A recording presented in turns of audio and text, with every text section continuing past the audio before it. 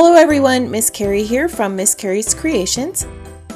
Today I'm creating a farmhouse summer layout for Bramble Fox using this lovely lemony summer title that will be arriving in the July Fox box. I'm going to create a layout using these photos of my daughter. She loves wearing sundresses and looks absolutely stunning in them. So I felt like this summer title was going to be perfect for the page. It's going to pair well with this farmhouse collection that has some yellow, blue, and pops of red. And that's always a great color combo for summer. To play off that red in the photo, I've grabbed a bag of little warm heart perspectives, which are always great to use on a project.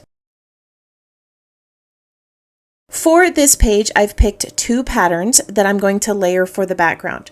One is a soft yellow pattern that I have gutted because I don't want to waste any of that paper.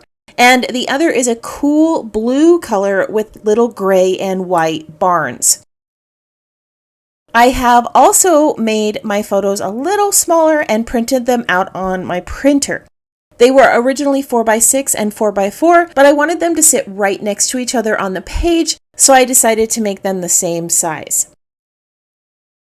To help me line up these two pattern backgrounds, I'm going to bring in another piece of 12x12 paper and use it as a guide to make sure everything is nice and straight. I could use a T-ruler or the grid lines on my glass board, but this tends to be much faster. Once I have those two pattern papers adhered together, I can remove that extra pattern paper and I know everything is nice and straight. I'm going to back the photos with some blue cardstock. This is going to bring out the navy in her dress and coordinate with the yellow background and the yellow title. I'm also going to layer a yellow floral strip and some tags at the top of the photo. These tags are a part of one of the pattern papers and they are really easy to cut out by hand. I love all of the little details on these and they kind of remind me of old flour sacks. So even though these photos are more recent, I'm going to be using them to tell the story of when our daughter was younger. Every summer, my husband would take her shopping for sundresses. The three brothers stayed at home with me and she got to pick out any pattern or color that she wanted for the summer. She was always so excited when she came home with all of her new sundresses. Every time I see her in a sundress today, I am reminded of those little moments that she got to spend with her dad. So I've gone ahead and laid out the basics for this layout. Now I'm going to mark where all of those items are at so that I can bring in a stencil. I'm using a stencil that has some concentric circles on it. Instead of using this for ink or paste, I'm going to use the stencil to create some circular stitching. I am placing a piece of foam behind my layout so that I can use a piercing tool to create the holes. I'm going to poke the holes right in the center of each of the circle cutouts in the stencil, and I'm going to continue doing this until I get to the edge of that blue pattern paper. Once I have the basic template for my stitching, I'm going to place some holes in between each of the holes that I already created. They are spaced a little bit too far apart for the size of stitching I want to create, so I'm just going to use that piercing tool to add a few more holes. This is a great way to use those stencils that you have. If you're not comfortable with mixed media or you just don't want to use it on your page, you can always grab one of your stencils and use it as a stitching template. Now that I have a guide for my stitching, I'm going to show you how I hand stitch on a layout. A few of you have requested this, so I'm going to give you a really simple tutorial. When it comes to adding stitching, the first thing you want to think about is your thread. When you're choosing a color of the thread, you need to decide if you want it to contrast with the layout or blend in and add texture. On this layout, I'm using a dark yellow thread so that I can see the circular shape, but it's not going to contrast so much that it looks out of place. I have already threaded the needle and I'm going to start in the second hole. I didn't tie a knot in the end because those little knots can leave a bump on your paper, so I just secure my ends with tape. I've brought that needle through the second hole and now I'm going to push it down into the first one. This is called a backstitch. Now I'm going to bring up the needle through the third hole and push it back down into the second. So this is basically a type of straight stitch that is a little bit stronger, and it creates some bulk on the back side of your paper, which raises up your stitching. To me, the backstitch also looks a little bit neater than a typical straight stitch.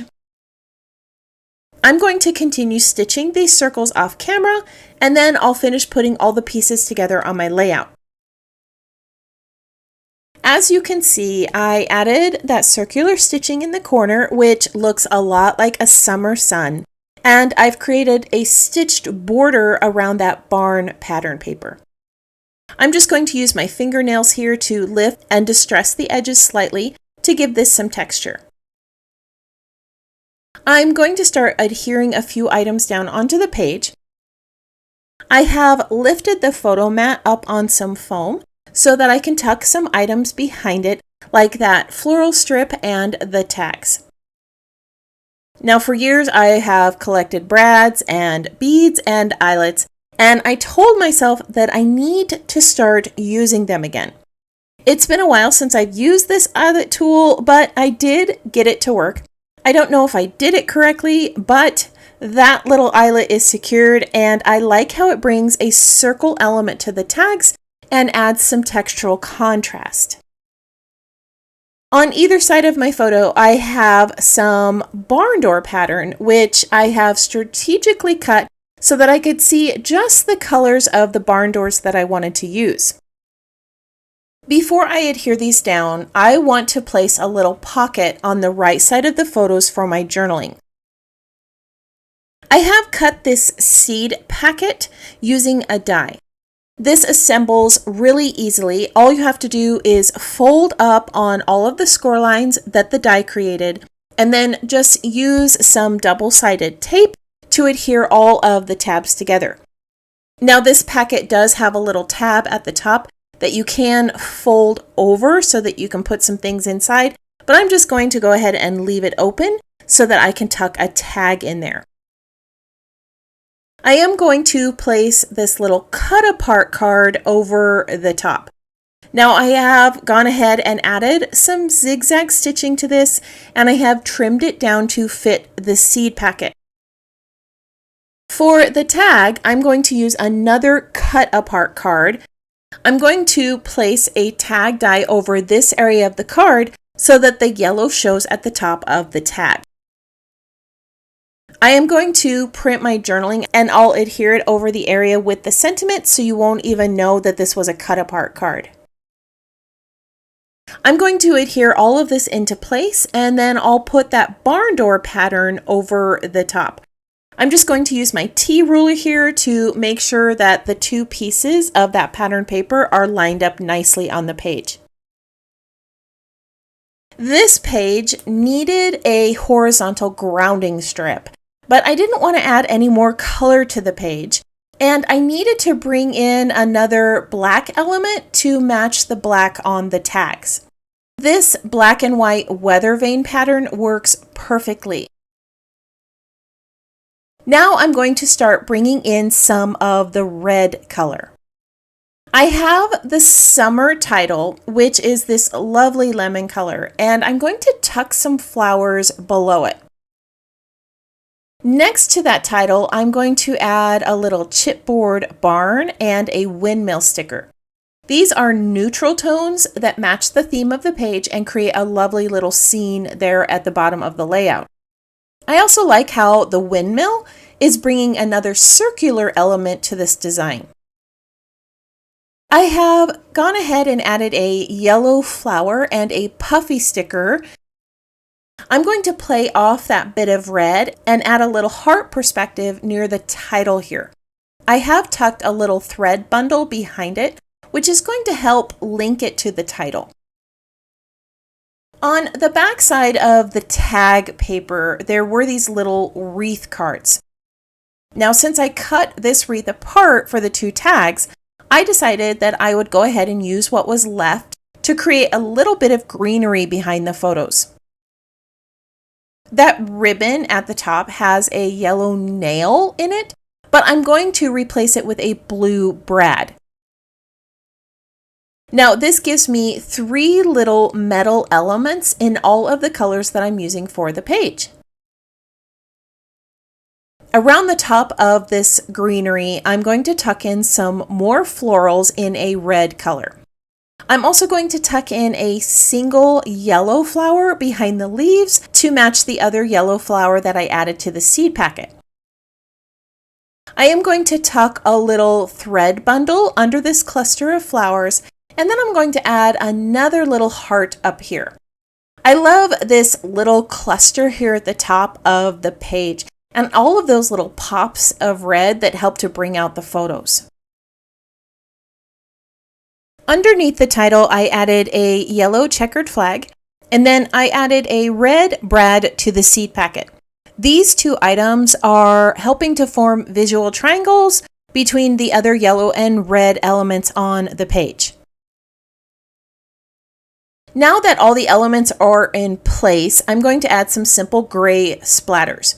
I don't want to add too many on this layout, just enough to bring in some texture to the paper.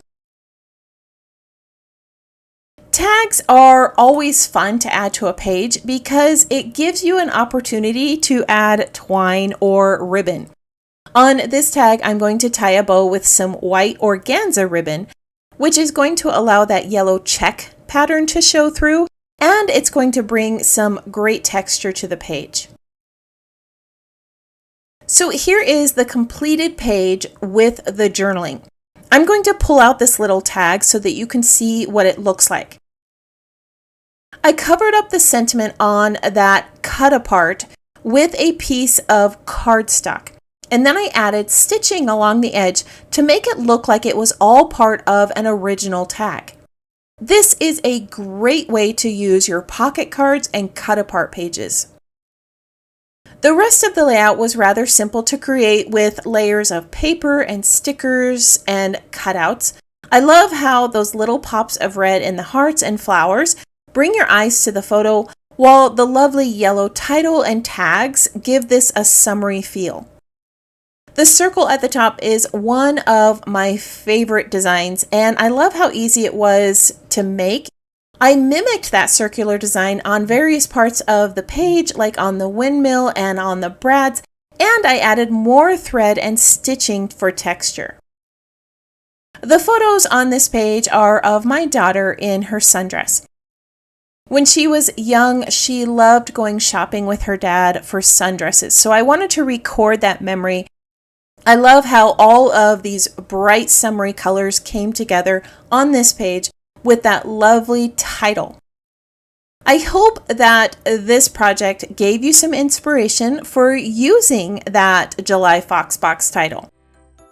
If you're one who likes to pin projects to inspiration boards, I have placed these photos on my website so that you can grab those still shots. I hope that you have a wonderful week, and I can't wait to see what you create.